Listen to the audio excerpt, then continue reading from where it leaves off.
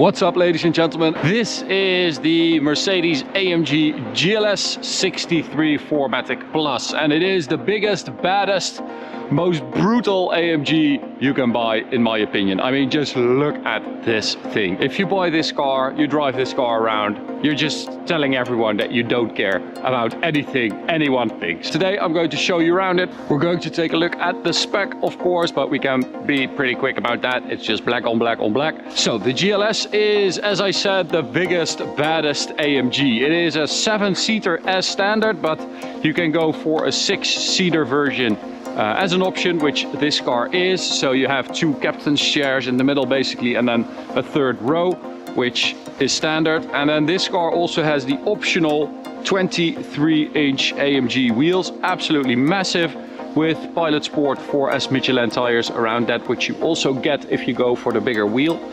400mm AMG steel brakes behind that to stop this 2.5 ton, just over 2.5 ton car. I mean, look at this front with that Panamericana grille. It just looks so badass, so freaking mean and imposing. Big air intakes here as well in the grille with radiators behind that. And of course, this Panamericana grille on this car is even more aggressive and angry than it normally is on other AMGs. So the 4MATIC Plus is unlike, you know, on the E63S where you've got drift mode. It just means that it's active and that it can send power to whichever wheel at any point with a maximum of 50% to the front.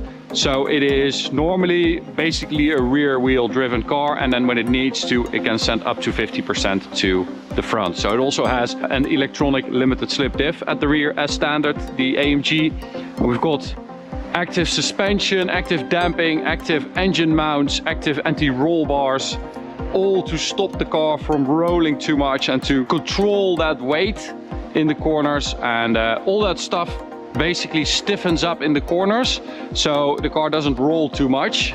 So all these things stiffen up in the corners so it doesn't roll too much, and then when you go straight again, everything unhooks basically. That's mainly the anti-roll bars and the engine mounts. So when you go straight, it unhooks, it relaxes, and it absorbs everything again. So it's a really smart system.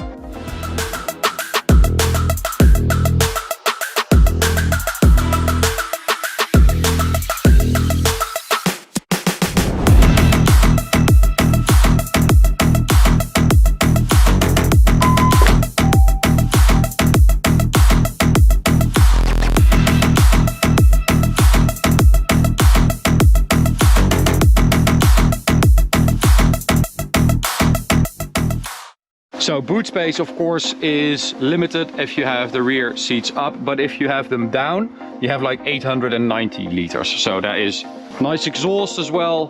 AMG in black, of course, part of the bumper. It's not a real exhaust, basically. You can see the real one in there. Doesn't sound that good. It is a problem with these AMGs, the 63s, that they don't sound that good on full load. 4-liter V8 bi-turbo engine here, as you probably know, with 612 horsepower, 850 Newton meters of torque. But this is the EQ Boost version, so it has an additional boost of 22 horsepower, and it does 0 to 100 kilometers an hour in 4.2 seconds, which is very, very quick. Actually, it's outrageously quick for a car of this size and this heavy. It's pretty amazing.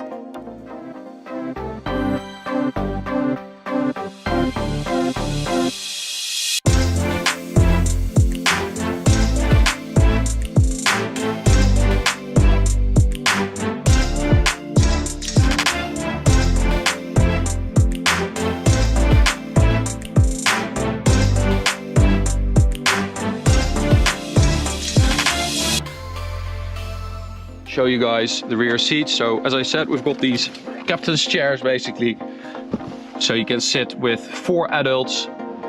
Very, very spacious this, and then you've got the 2 rear seats for kids basically, but this is 4 adults plus 2 kids easily.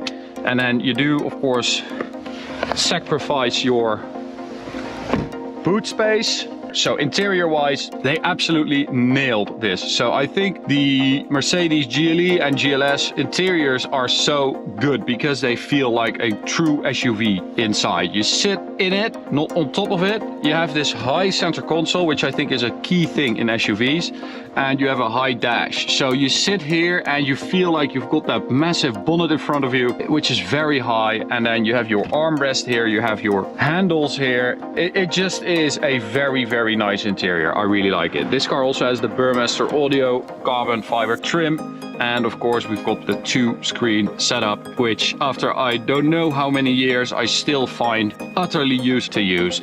I know where everything is, I know how everything works, but still, after all these years, still don't like it. That's it. We've got a massive panoramic roof as well, which we've got closed for the most part because of the weather. As you can see, it is 45 degrees outside, so it is really, really hot. So the starter motor is also part of that mild hybrid 48-volt stuff. So it's super, super quiet, and you can also use the coasting, and it basically decouples the entire drivetrain, and you're just gliding, sailing to save fuel.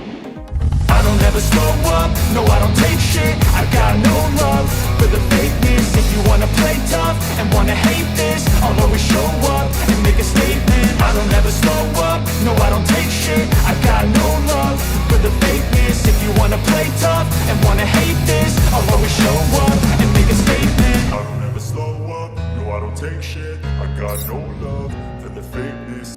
Anyway, 9-speed gearbox, put it in first gear. Alrighty, so let's take it for a drive towards the Autobahn and see what it feels like, because we don't really need a twisty road to make this car shine. It is at its best when you're not extracting everything from it. When you just leave it in comfort, maybe open the exhaust, of course that is nice, and you just have that V8 with that incredibly comfortable air suspension, even though we've got these 23-inch massive wheels. You do feel it sometimes on like potholes and stuff like that. You can feel that it's a big wheel. All right, so at the Autobahn, let's hit Sport Plus. Brake launch, don't have launch control in this car, so little boost and then let it go. Oh, you do get quicker shifts, so the car does know that you want a launch. And I'll do it super obvious so you can see how long it takes for it to kick down. All right, so bicycle dude is going to overtake the other slow Dutch guy. And then we are going to go in 3, 2, 1. Oh my God, what is it, 1999?